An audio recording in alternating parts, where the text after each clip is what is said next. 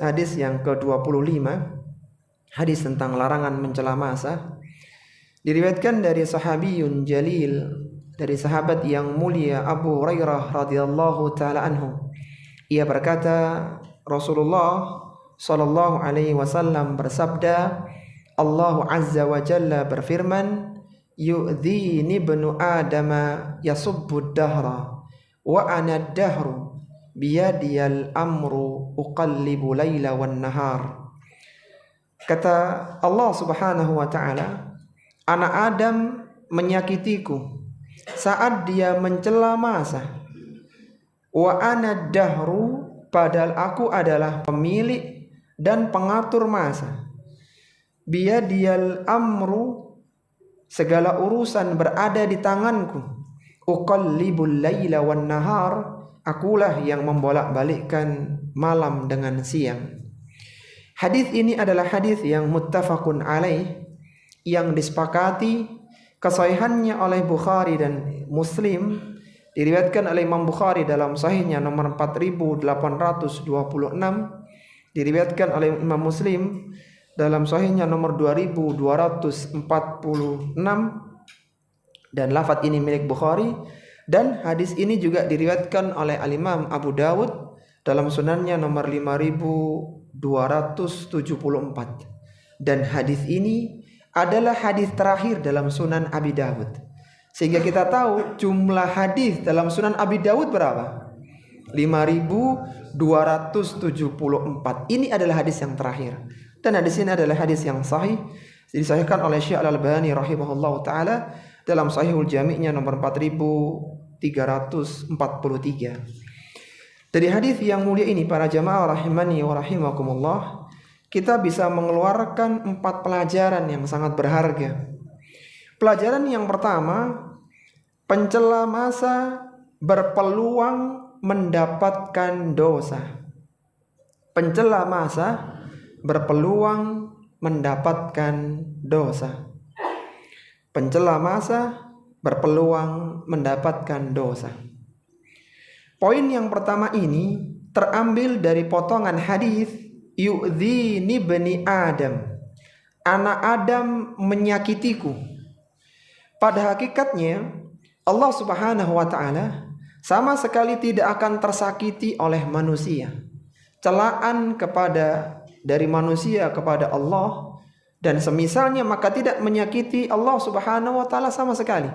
Bahkan ketika seluruh penduduk bumi berada dalam dosa dan kemaksiatan yang paling maksiat, maka Allah subhanahu wa ta'ala tidak tersakiti dengan dosa dan kebaikan hambanya.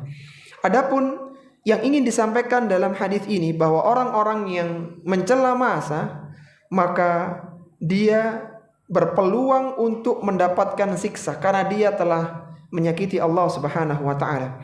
Sebagaimana Allah subhanahu wa ta'ala berfirman dalam Al-Quran, innal ladzina yu'dzuna Allaha wa rasulah, sesungguhnya orang-orang yang menyakiti Allah dan Rasulnya, meskipun pada hakikatnya Allah tidak bisa disakiti oleh hambanya, tapi ketika perbuatan itu adalah perbuatan yang mengganggu Allah subhanahu wa ta'ala, maka kata Allah, la'anahumullahu fid dunya wal akhirah.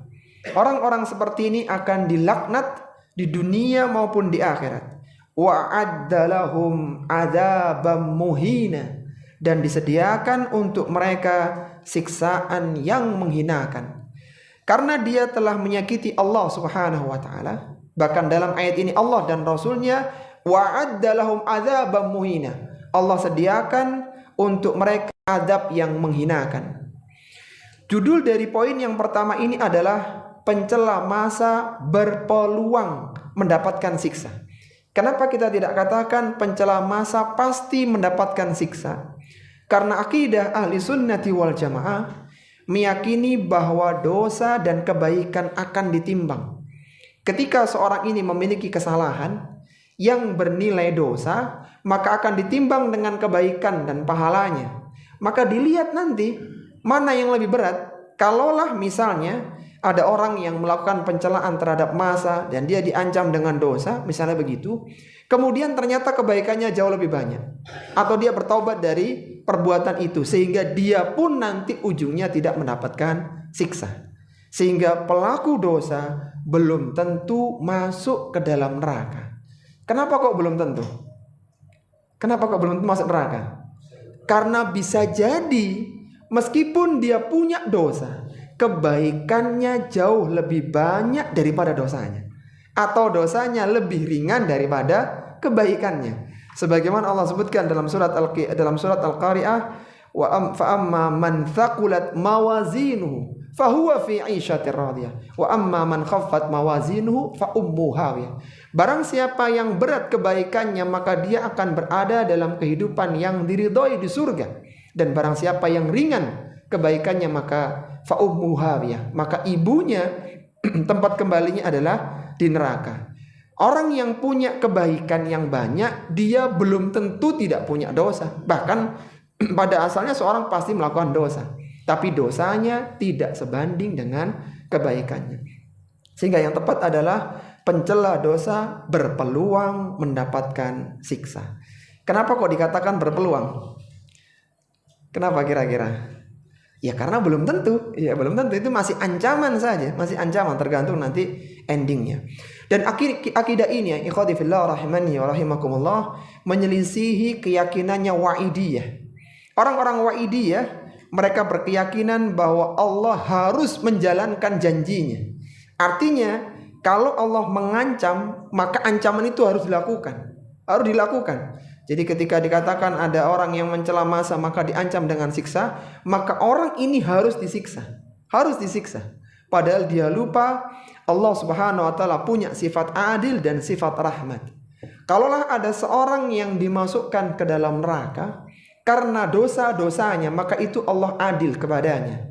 Dan seandainya ada orang itu melakukan dosa, tapi dia tidak dimasukkan ke neraka, itu dengan rahmat Allah Subhanahu wa taala. Jadi tidak harus Allah Subhanahu wa taala memasukkan seorang ke dalam neraka karena dosanya. Allah bisa mengampuninya, memberikan syafaat dan seterusnya. Baik, kemudian yang kedua adalah larangan mencela masa. Larangan mencela masa. Larangan mencela masa. Pelajaran yang kedua ini, dan ini merupakan inti dari hadis yang ke-25, terambil dari potongan hadis, yasubbud dahra. Anak Adam itu menyakiti Allah Subhanahu wa taala ketika dia mencela masa. Apa maksudnya seorang yang mencela masa? Mencela masa itu waktu ya, maksudnya begitu. Ketika manusia mendapatkan sesuatu yang tidak menyenangkan, maka dia akan menyalahkan masa atau waktu. Itu maksudnya mencela masa. Jadi ketika dia mendapatkan keburukan, mendapatkan kesialan, maka yang disalahkan itu waktunya. Itulah yang dimaksud dengan mencela masa. Sebagaimana diriwayatkan dari Nabi sallallahu alaihi wasallam, beliau menyebutkan hadis qudsi dari Allah Subhanahu wa taala, istaqradtu abdi falam yukridni. Aku meminta pinjaman kepada hambaku, namun ia tidak memberikan pinjaman kepadaku. Wa syatamani abdi wa huwa la yadri, dan dia telah mencelaku dan dia tidak menyadarinya. Yaqulu, bagaimana pencelaan hamba kepada Allah? Dia mengatakan yaqulu wadahrahu wa ana dahru. Dia mengatakan celakalah masa, padahal aku, kata Allah, adalah yang menciptakan dan yang mengatur masa.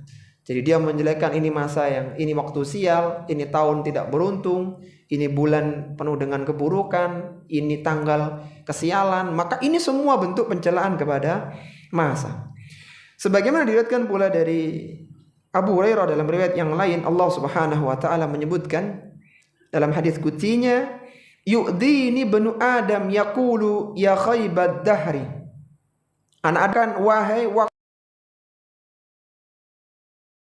waktu sial, fala yaqulanna ahadukum, maka janganlah kalian mengatakan ya khaybad dahri, wahai waktu yang buruk, yang khabith, yang mengecewakan, yang tidak beruntung, yang penuh dengan kesialan.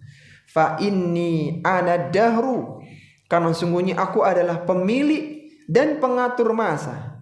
Uqallibul lailahu wan nahar, akulah yang membolak-balikkan malam dengan siang.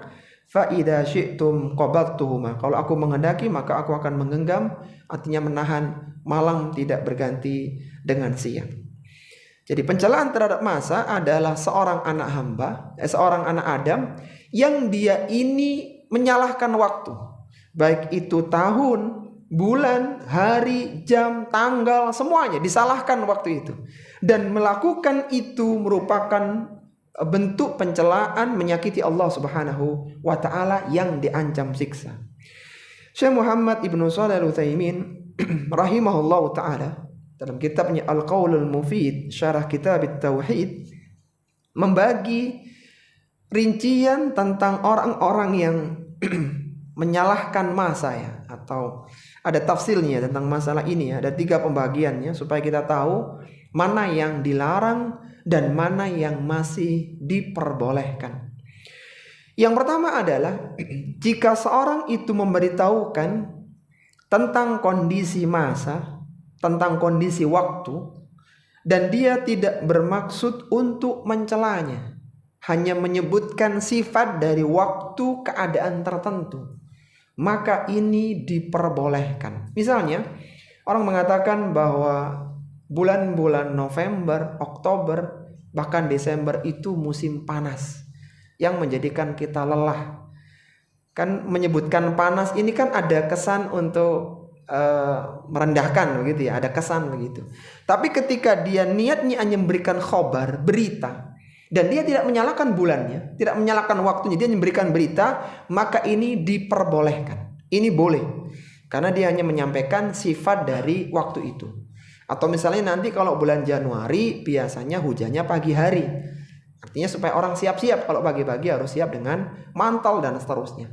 Nah, menyebutkan sifat keadaan itu maka ini boleh selama dia tidak ada niatan mencela bulan itu, menyalahkan bulan itu. Itu yang pertama. Kemudian yang kedua, jika seorang ini mencela masa bukan karena meyakini bahwa masa yang membuat kejadian, dia tahu bahwa kebaikan dan keburukan itu takdir Allah, dia sial atau beruntung itu takdir Allah, dia yakin seperti itu, tetapi dia mengaitkan masa dengan keburukan yang menimpanya. Jadi dia tahu bahwa misalnya dia jatuh, kecelakaan, itu takdir Allah semuanya. Tapi ini juga dipengaruhi oleh tanggal ini, bulan ini, hari ini. Ini hari-hari yang gak baik, misalnya begitu. Dia punya keyakinan bahwa hari itu menjadi berpengaruh atas keburukan yang menimpanya. Meskipun dia yakin bahwa Allah itu yang menakdirkan semuanya. Maka pencelaan dia kepada hari yang tidak salah tadi, hari kan hanya perputaran siang dan malam sebenarnya, maka itu tidak diperbolehkan karena dia tidak bersabar terhadap ujian. Jadi karena dia jatuh, kecelakaan, dia nyalakan ini memang hari yang sial, ini hari sial bagiku. Nah, menyalahkan ini nggak baik. Kenapa? Karena dia nggak sabar. Harusnya dia ketika mendapatkan musibah dia bersabar, dia ridho, kalau perlu dia bersyukur dengan musibah yang menimpanya. Karena ketidaksabaran tadi, dia mencari kambing hitam, dan yang dikambing hitamkan adalah waktu, maka ini perbuatan yang diharamkan. Karena dia menyalahkan yang lainnya, padahal nggak ada hubungannya. Karena kita tahu ya, di hari nahasnya orang-orang kaum Ad itu hari keberuntungannya Nabi Hud alaihissalatu wassalam. Jadi hari itu yang penting isinya. Jadi ada orang yang celaka hari itu, ada juga orang yang dapatkan rezeki hari itu. Jadi bukan masalah harinya, tapi ketika dia menyalahkan hari, menyalahkan tanggal, bulan, waktu, maka dia menyalahkan makhluk yang tidak salah sebenarnya. Maka ini diharamkan. Kemudian yang ketiga adalah mencela masa dengan meyakini bahwa masalah yang pembuat kejadian, dia meyakini bahwa keburukan ini gara-gara tanggal ini, gara-gara bulan ini, gara-gara tahun ini. Dia meyakini inilah penyebabnya. Seandainya aku tidak keluar di hari itu, aku tidak jalan di tanggal itu, maka aku akan beruntung. Jadi dia meyakini tanggallah penyebabnya, dialah yang mendatangkan keburukan. maka ini adalah syirkul akbar. Karena dia meyakini ada kekuatan lain yang bisa menimpakan keburukan kepadanya selain Allah Subhanahu wa ta'ala. Jadi ada kekuatan besar yang bisa menimpakan mudarat kepadanya. Jadi coba kita ulang dulu ikhwati fillah tentang perincian orang-orang yang mencela masa ya, atau menjelaskan kondisi masa. Ada 3. Apa tadi yang pertama? Jika seorang yang memberitahu tentang keadaan masa tidak niat mencelanya, maka ini boleh.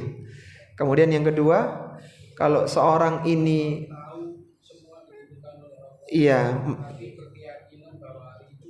berpengaruh kepada keburukan yang menimpanya, ini diharamkan. Tapi dia masih meyakini Allah ya menjadikan atau yang mentakdirkan dia. Yang ketiga itu lebih parah, yaitu dia meyakini masa itulah yang menjadikan dia mendapatkan keburukan. Maka ini syirkul akbar. Baik, kemudian yang ketiga, pelajaran yang ketiga ya, yang bisa diambil adalah Allah Subhanahu wa ta'ala adalah pemilik dan pengatur masa. Allah Subhanahu wa ta'ala adalah pemilik dan pengatur masa. Allah Subhanahu wa ta'ala adalah pemilik dan pengatur masa. Pelajaran yang ketiga ini terambil dari potongan hadis wa anad-dahru. Secara bahasa ya, dan akulah ad-dahru, akulah masa. Secara bahasa begitu. Tetapi ad-dahr atau masa itu bukan salah satu dari nama Allah Subhanahu wa ta'ala. Jadi kita tidak boleh menyebut ya dahru, tidak boleh. Kan itu bukan nama dari Allah Subhanahu wa ta'ala. Karena nama Allah Subhanahu wa ta'ala itu selalu mengandung pujian dan sifat-sifat mulia yang penuh dengan kesempurnaan. Itu nama dan sifat Allah Subhanahu wa ta'ala. Adapun masa, waktu, itu sifatnya netral. Dia tidak bisa dipuji dan tidak bisa jelas. Karena waktu hanya perjalanan ya waktu ya, pergantian antara siang dan malam. Jadi dia tidak bisa dikatakan baik atau buruk, tergantung apa isinya yang ada di dalamnya. Maka menisbahkan ad-dahr kepada Allah, wa anad-dahru dalam hadis itu adalah penisbahan bahwa Allah lah yang menciptakan dan mengatur waktu. Seperti misalnya Allah mengatakan kullu amalid bani adam yudha'af al-hasanatu bi asyri amsalihha ila sab'i mi'ati dhifin illa shaum fa innahu li wa an ajzibi. Kata Allah Subhanahu wa taala dalam hadis qudsi, setiap amalan anak Adam akan dilipat gandakan. Satu kebaikan akan dilipat gandakan 10 kali lipatnya kecuali puasa. Fa innahu li wa ana ajzibi. Karena puasa itu untukku dan aku yang akan memberikan pahala untuknya. Jadi nisbah kepada Allah itu bukan berarti Allah sifatnya seperti itu.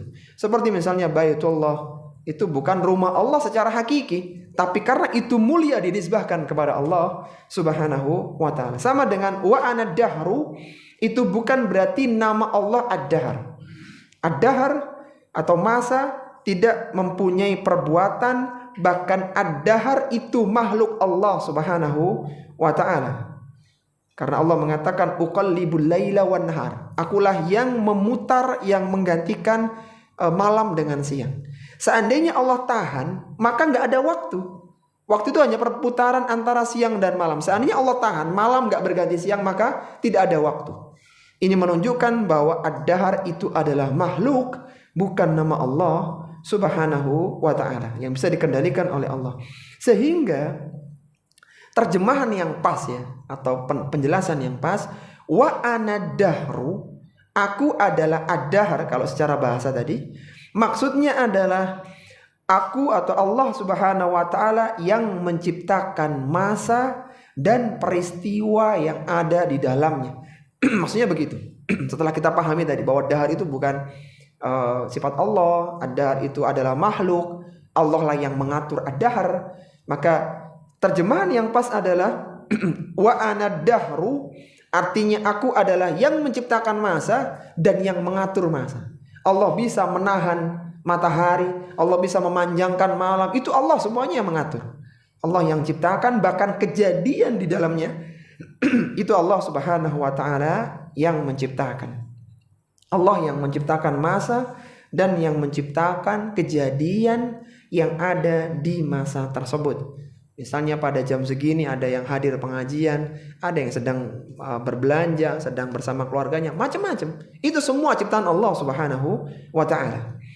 Maka barang siapa yang mencela masa, dia menyalahkan waktu, maka pada hakikatnya dia mencela pencipta masa. Yaitu siapa? Allah Subhanahu wa ta'ala. Allah yang membuat. Jadi ketika misalnya ada orang yang membuat pakaian, membuat baju, membuat makanan, ketika dihidangkan yang memakai baju, yang makan tuh mencela, ini makanan apa ini? Ini baju kok kekecilan kayak gini. Maka celaan ini bukan ke baju atau ke makanannya, tapi kepada siapa? Pembuatnya. Walillahil matsalul a'la, dan Allah adalah permisalan yang tinggi. Itu kalau makhluk aja merasa terhina, bagaimana dengan Allah Subhanahu wa ta'ala? Maka ini bentuk menyakiti Allah Subhanahu wa ta'ala. Maka seorang muslim dan muslimah, dia tidak boleh mencela masa. Tidak ada hari sial, tidak ada tanggal sial, tidak ada bulan sial, tahun sial. Tergantung apa isinya. Ketika itu hari baik menurut umumnya manusia, tapi saat itu dia melakukan berbagai keburukan dan dosa, itu hari sial bagi dia. Artinya sial, dia melakukan keburukan yang diancam dengan neraka. Tapi waktu itu netral, tergantung apa yang dilakukan di waktu tersebut. Sehingga Nabi SAW berpesan kepada kita, la tasubbud dahra fa innallaha huwad dahru.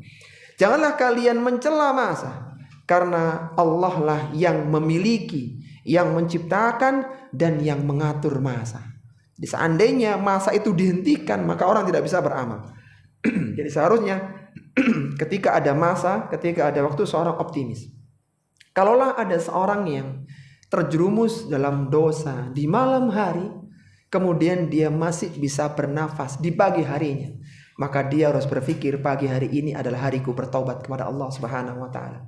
Kalaulah ada seorang yang tergelincir dalam kemaksiatan di siang harinya, dan dia masih hidup di malam harinya, dia harusnya berpikir, masa ini, waktu ini adalah waktu aku mendekatkan diri kepada Allah Subhanahu wa ta'ala. Kalau seandainya masa itu dihentikan, dicabut nyawanya dia oleh Allah Subhanahu wa ta'ala, maka dia tidak ada kesempatan beramal. Sehingga dikatakan oleh para ulama bahwasanya masa, waktu, hari adalah ra'sul amal, adalah modal bagi manusia.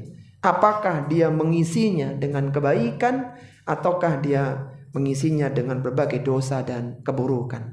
Sehingga menyalahkan masa, menyalahkan waktu tidak ada gunanya. Karena itu modal bagi manusia. Jadi manusia yang baik itu yang tidak suka mencela.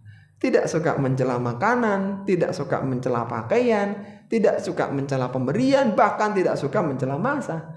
Karena semua pencelaan itu biasanya tidak baik gitu ya. Baik, itu poin yang ketiga. Sekarang kita masuk di poin yang keempat, yang terakhir. Allah Subhanahu wa ta'ala mampu mengganti malam dan siang. Allah Subhanahu wa ta'ala mampu mengganti malam dan siang. Allah Subhanahu wa ta'ala mampu mengganti malam dan siang. Sebagaimana disebutkan di akhir hadis tadi, biyadiyal amru uqallibul laila wan nahar. Kata Allah Subhanahu wa ta'ala, segala urusan berada di tanganku, dan aku yang akan mengganti malam dan siang. Tidak ada yang bisa menggantikan malam dengan siang, yang bisa menahan malam tidak berganti siang, kecuali hanya Allah Subhanahu wa ta'ala. Allah lah yang memutar malam dengan siang, yang kadang lebih panjang satu dari yang lainnya, sehingga bisa berganti waktu dan berjalanlah kejadian di bumi ini. Maka semuanya itu adalah nikmat dari Allah Subhanahu wa ta'ala. Jadi ketika perputaran malam dan siang dihentikan, maka pada hakikatnya manusia tidak ada kesempatan untuk beramal. Sehingga seharusnya manusia bersyukur dia masih memiliki usia, dia masih memiliki waktu untuk beramal. Allah berfirman dalam surat Al-Furqan, wa huwallazi ja'ala al-laila wan-nahara khilfatan. Dialah Allah Subhanahu wa ta'ala yang menjadikan malam dan siang itu berganti. liman arada ayyadzakkara au arada syukura. Itu semua akan menjadi pelajaran bagi orang yang mau mengambil pelajaran atau orang yang ingin bersyukur kepada Allah Subhanahu wa taala. Ketika seorang melakukan keburukan di malam hari, masih ada siang hari untuk dia bertobat kepada Allah Subhanahu wa taala. Kalau dia melakukan bisnis gagal di siang hari, masih ada esok hari. Jadi diputar lagi, masih ada berusaha lagi, bangkit lagi, berkembang lagi. Itu semua adalah nikmat bagi orang-orang yang mau bersyukur. Seandainya setelah ini nggak ada hari lagi, maka nggak ada kesempatan untuk memperbaiki diri. Jadi diputarnya siang dan malam adalah kenikmatan bagi seorang hamba. Allah Subhanahu wa taala yang memperbarui siang dan malam, yang pada saatnya nanti Allah pun yang akan memusnahkan siang dan malam. Tidak ada lagi malam dan siang. Allah Subhanahu wa taala akan memusnahkannya pada saatnya nanti. Rasulullah sallallahu alaihi wasallam bersabda, "La tasubbud dahra fa innallaha azza wa jalla qala, ana ad-dahru al-ayyamu wal layali li ujaddiduha wa ubaliha wa ati bimulukin ba'dal muluk." Kata Nabi sallallahu alaihi wasallam, janganlah kalian mencela masa, karena Allah azza wa jalla pernah berfirman, aku adalah pemilik dan pengatur masa. Siang dan malam itu milikku. Ujaddiduha, akulah yang memperbaruinya. Wa uballiha, dan aku yang akan memusnahkan pada saatnya. Wa ati bimulukin ba'dal muluk, aku akan mendatangkan kekuasaan setelah kekuasaan yang lain. Jadi ketika hari kiamat matahari itu dihancurkan pada hari kiamat, maka tidak ada lagi malam dan siang, dan itu adalah semuanya dengan kekuasaan Allah Subhanahu wa taala.